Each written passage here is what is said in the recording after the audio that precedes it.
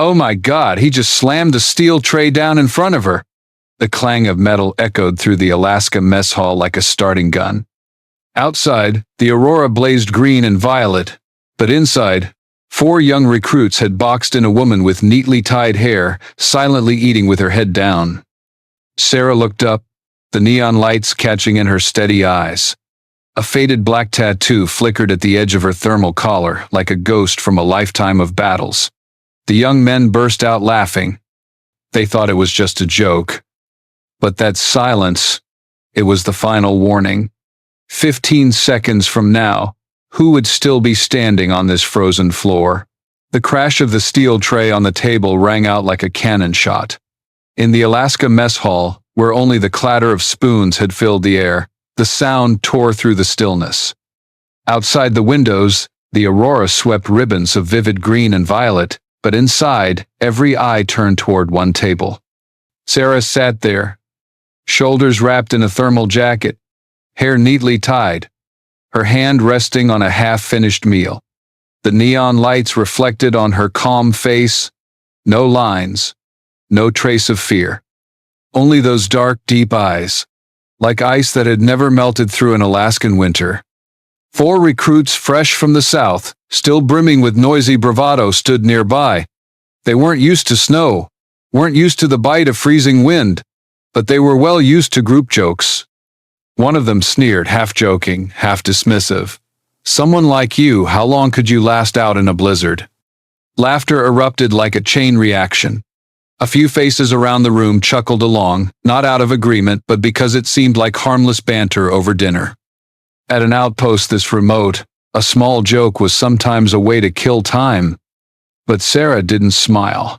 She simply set her spoon down, the movement slow, almost ceremonial. She folded the napkin neatly and placed it beside her tray, as if closing a chapter in a book. To the untrained eye, these gestures seemed ordinary. To anyone who had seen combat, they were a rhythm of preparation. As if to an unseen signal, the 4 recruits stood. The scrape of metal chairs echoed, pulling every gaze in the hall. They closed in around Sarah, 4 corners tightening, turning the already cramped space into a cage. 1 circled behind, 2 blocked her front, the last cut off the exit. With just a lift of her head, Sarah could see she was locked in, as if inside a live fire training drill. The air shifted. The clinking of utensils ceased. People began pulling out their phones not to intervene but to record. In this age, no one wanted to miss free entertainment at dinner. A few whistles rose in encouragement.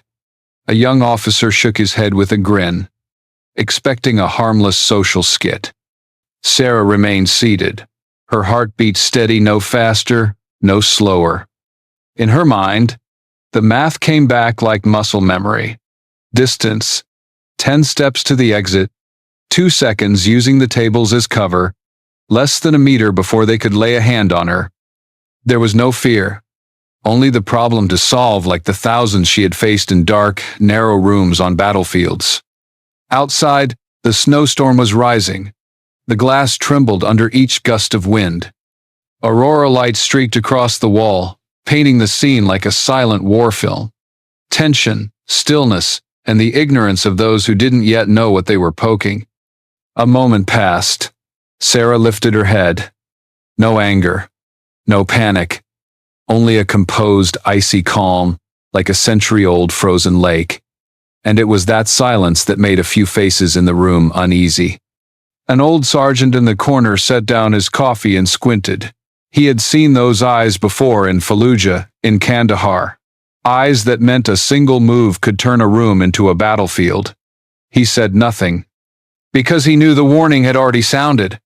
The only problem was, those 4 kids were too young to understand. Was that silence weakness, or the final alarm for the Alaska mess hall?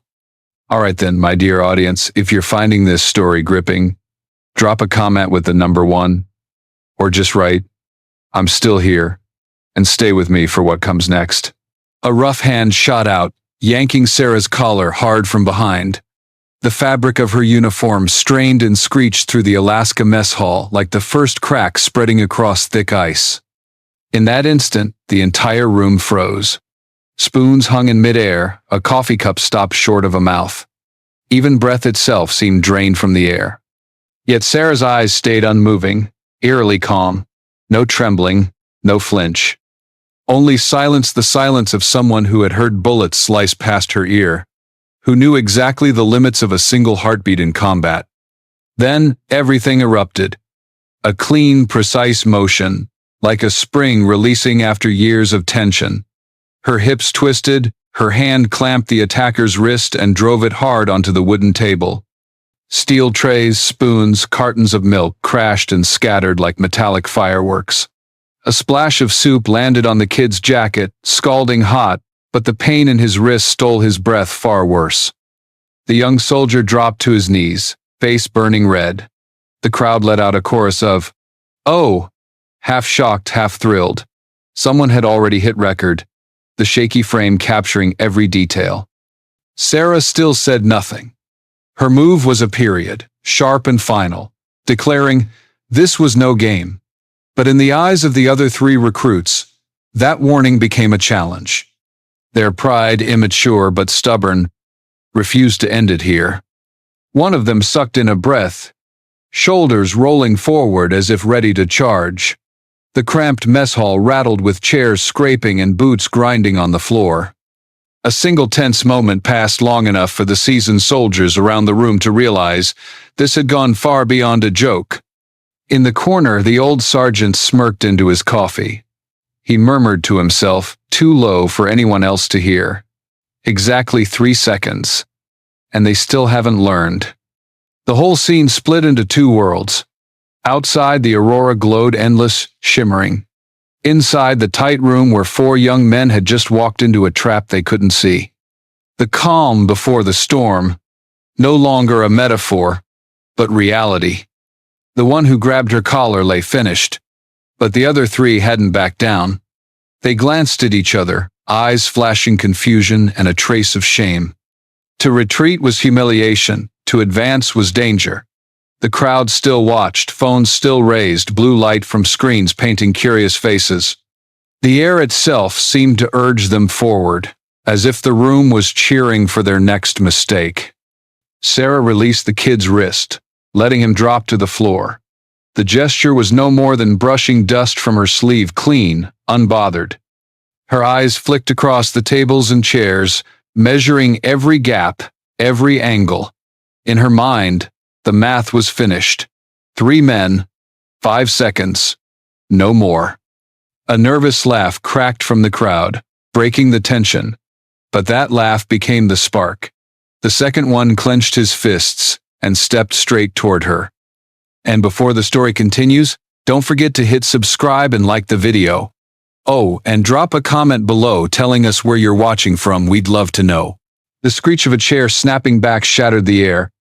The second man didn't hesitate, lunging forward like a hot gust lost in the Alaskan winter. His punch drove straight for Sarah's face, hard enough that if it landed, it could have dropped anyone unprepared. But Sarah was not anyone. She shifted her hips, right foot pivoting, letting his momentum carry itself. The edge of a steel chair beside her became the perfect fulcrum. In a blink too fast for most eyes to catch, Sarah spun, using his own weight like a falling hammer. The thud on the frozen cement floor rattled the mess hall so hard that more than a few cups clenched tighter in startled hands. Before the spoons clattering on the floor had stilled, another shadow came crashing in.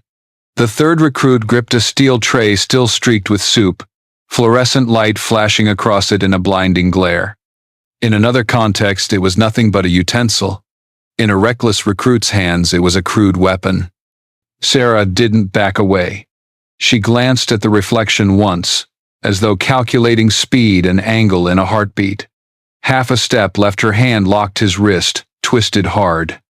A metallic clang burst out, the tray snapping back, dragging his whole body into a spin before slamming him onto the floor. His cry came out low and ragged before his eyes went wide, stunned. The air thickened, heavier than the icy breath outside. The young soldiers by the window held still, eyes fixed on every move. They were beginning to realize this wasn't a brawl. This was a lesson in control of force, in tactics honed where a single mistake meant death. The fourth man stepped back, clutching a wooden chair as if ready to swing it. Aurora light filtered through frosted glass, casting a pale glow across his drained face. But before he could rise up, Sarah moved forward. Just 3 steps, light but certain, like the steady beat of a ceremonial drum. With each step, the invisible noose tightened around him, choking him before she even struck. The final sweep came soft as breath. No flourish, no roar. Just a clean, decisive motion, sending him crumpling like fresh grass in the wind. What was frightening wasn't the power, it was the absolute silence as it happened. The mess hall froze. In less than 15 seconds, 4 recruits sprawled across the floor.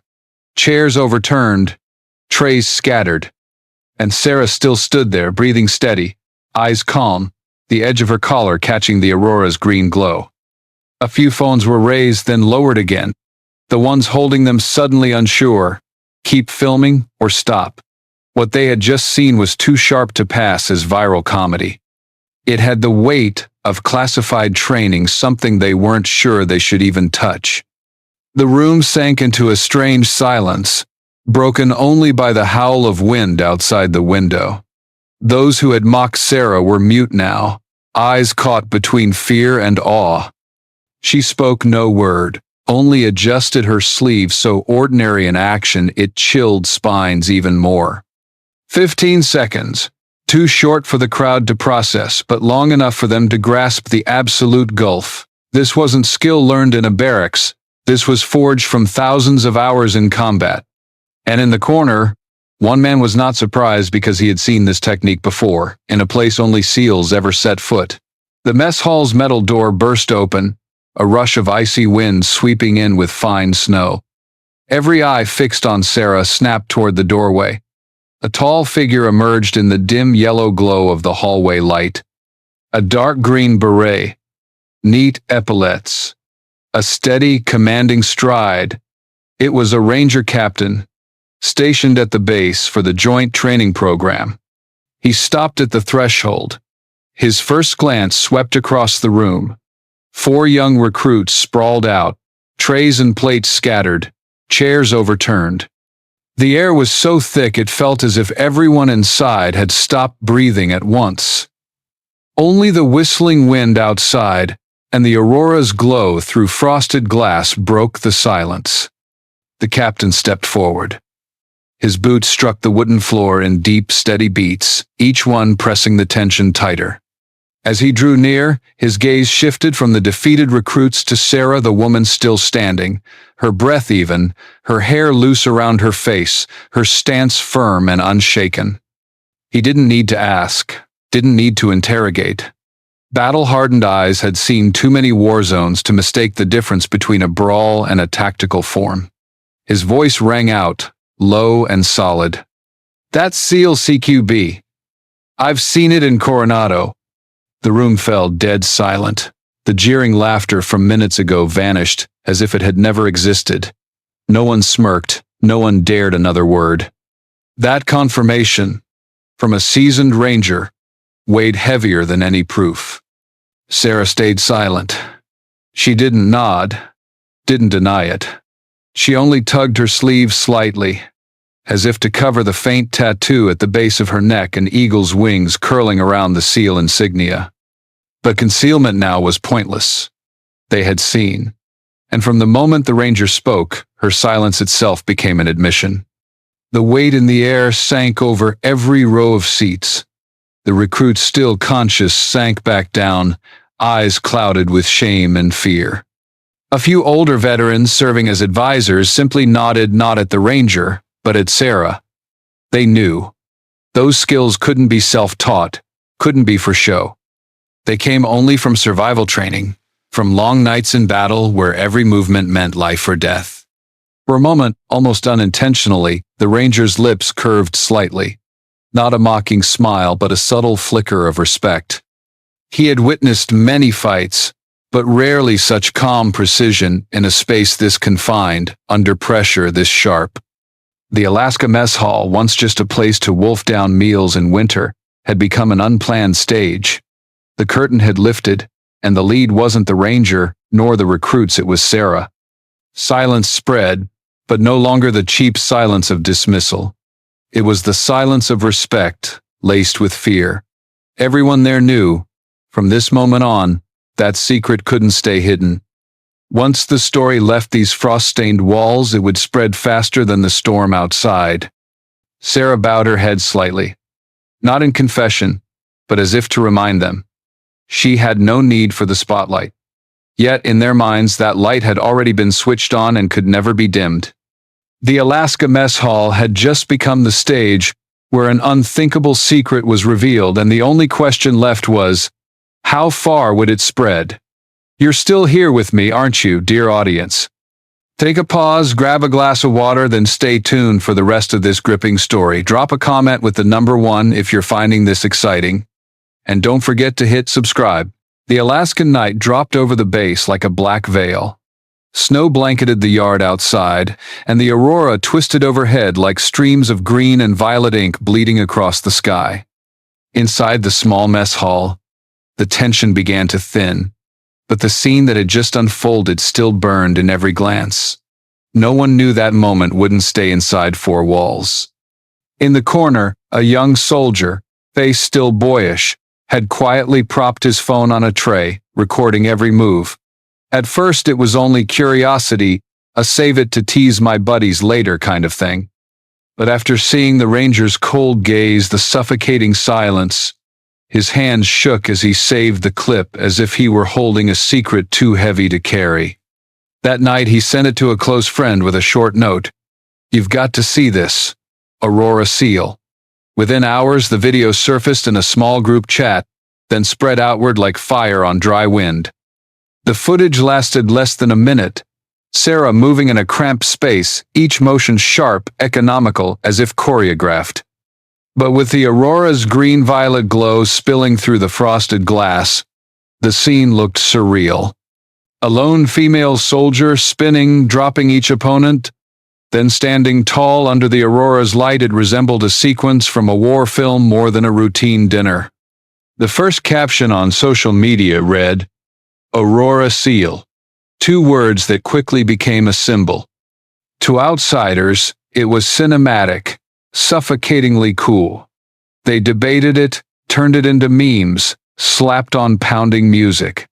But to those who had served, the video struck differently. SEALs, Rangers, Marines, airborne vets all paused for a few seconds in silence. Not for the spectacle, but because they recognized the details. The hip twist breaking a wrist lock, the use of a chair edge as leverage, the clean no-waste sweep. That wasn't performance. That was lethality, honed by years. On veteran forums, hundreds of comments poured in overnight. One wrote, "I saw that exact move in Fallujah, 2004. Another added, "Respect doesn't come from rank. It comes from skill. She just proved it." The wider it spread, the less personal it became. It was no longer a mess hall scuffle in Alaska. It was morphing into a new urban legend. Online articles dubbed her Aurora Seal. Military journals analyzed the technique, some even rebuilding the fight in 3D models.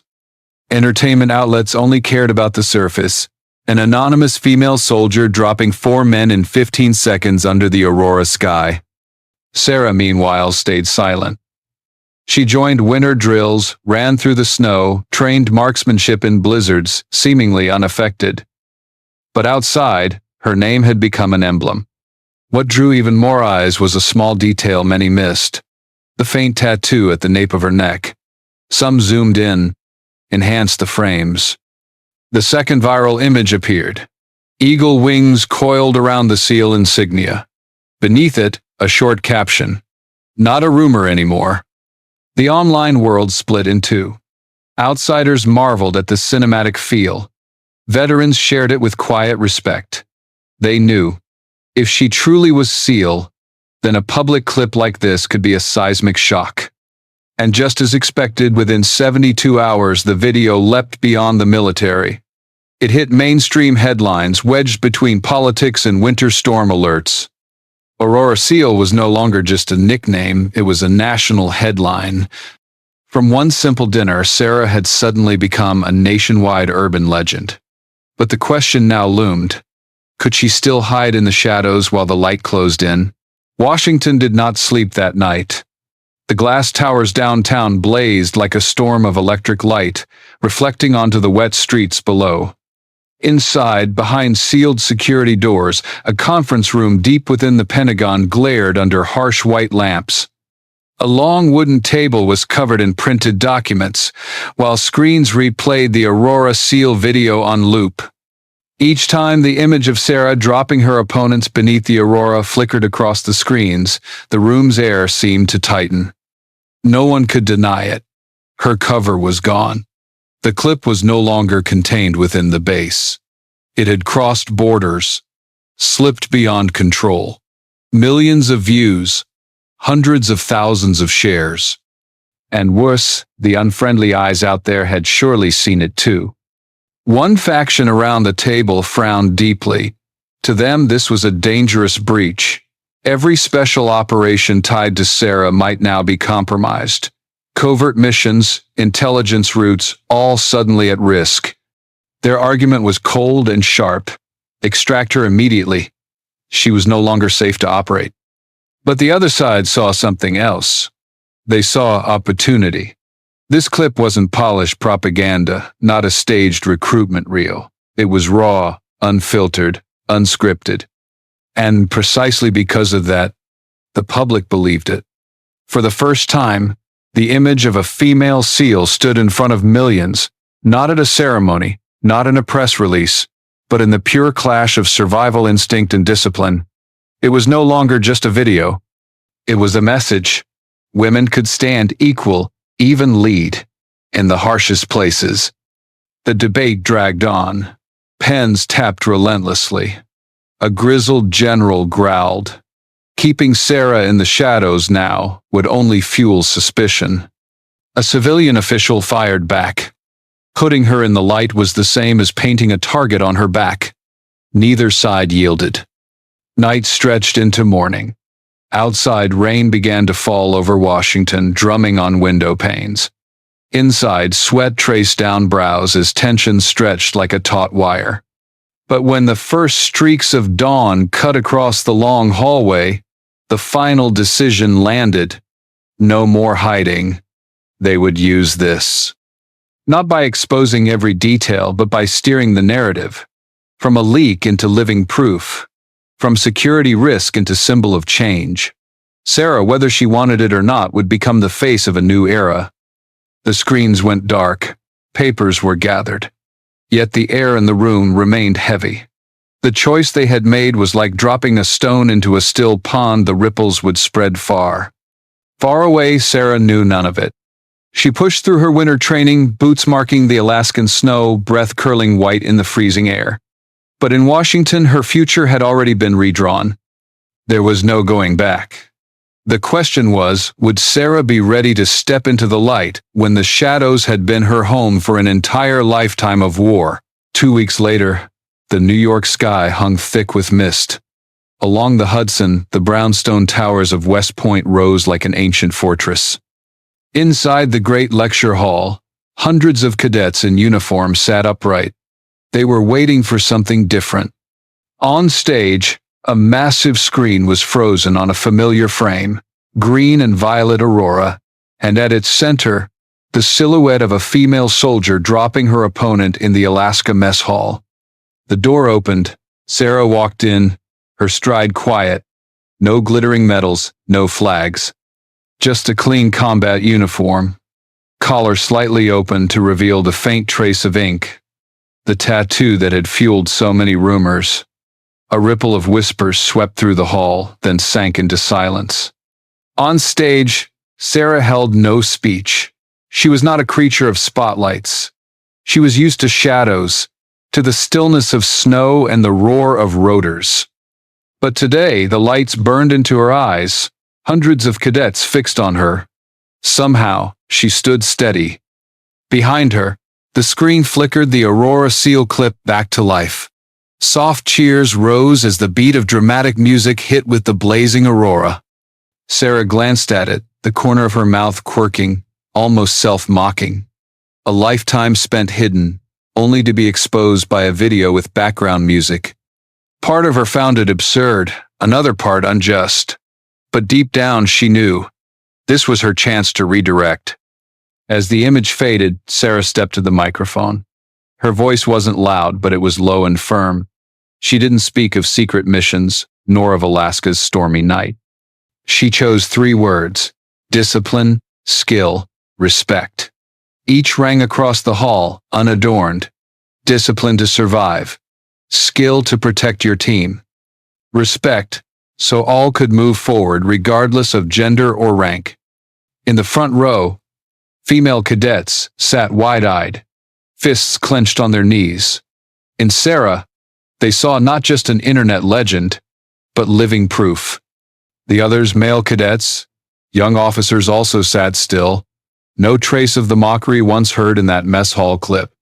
Here, within West Point's walls, the truth had become a lesson.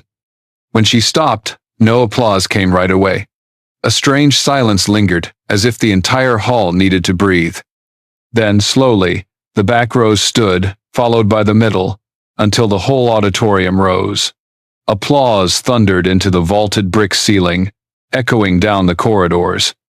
Sarah did not bow.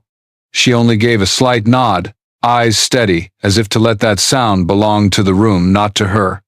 Glory had never been her aim, but if it could light the path for another generation, she was willing to stand there just this once. As the stage lights dimmed and Sarah slipped behind the curtains, the screen still glowed with the vivid aurora. A question hung in the air.